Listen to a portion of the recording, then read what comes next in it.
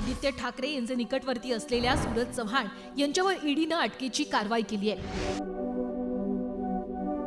Corona काळात मुंबई महानगरपालिकेमध्ये झालेल्या कथित खिचडी घोटाळ्याप्रकरणी ईडीनं सूरज चव्हाण यांना अटक केली आहे। ही कारवाई आदित्य ठाकरे आणि ठाकरे गटासाठी मोठा धक्का मानला जातोय। कोण आहेत सूरज चव्हाण? सूरज चव्हाण हे ठाकरे गटाचे सचिव आहेत। सूरज चव्हाण हे आमदार आदित्य ठाकरे यांचे निकटवर्तीय मानले जातात। आदित्य ठाकरे यांची पडद्यामागची रणनीती सूरज चव्हाण ठरवायचे।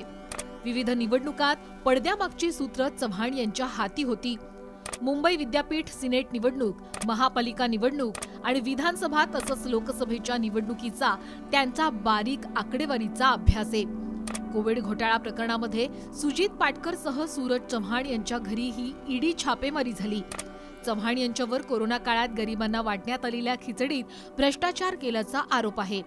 या प्रकरणामध्ये सूरज चव्हाण यांना ईडीकडून अटक करण्यात आली आहे। घोटाळ्याचे आरोप झाल्यानंतर आदित्य ठाकरे यांनी अंतर राखल्याची चर्चा सुरू आहे।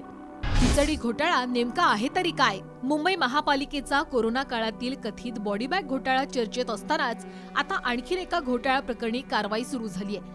मुंबई महानगरपालिकेत 100 कोटींचा खिचडी घोटाळा झाल्याचा आरोप ठेवण्यात आला असून ईडीनं आता त्यावर कारवाई सुरू केली आहे। कोरोना काळात स्थलांतर करणाऱ्या गरीब कामगारांसाठी, ज्यांचं घर मुंबईत नाही अशा कामगारांसाठी लॉकडाऊनच्या काळात जेवणाची व्यवस्था करण्याचा निर्णय त्यावेळच्या सरकारनं घेतला होता। केंद्र सरकारनंही त्याला पाठिंबा दिला होता।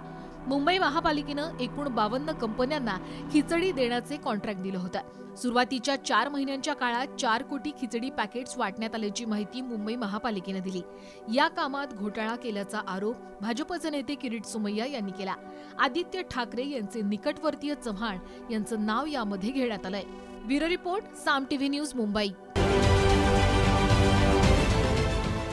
देश विदेशातील प्रत्येक घडामोडींचे लाईव्ह अपडेट मिळवण्यासाठी आता साम टीव्हीच्या सर्व सोशल मीडिया प्लॅटफॉर्मला लाईक, फॉलो आणि सबस्क्राईब करा। तसंच सर्व नोटिफिकेशनसाठी बेल आयकॉन प्रेस करायला विसरू नका।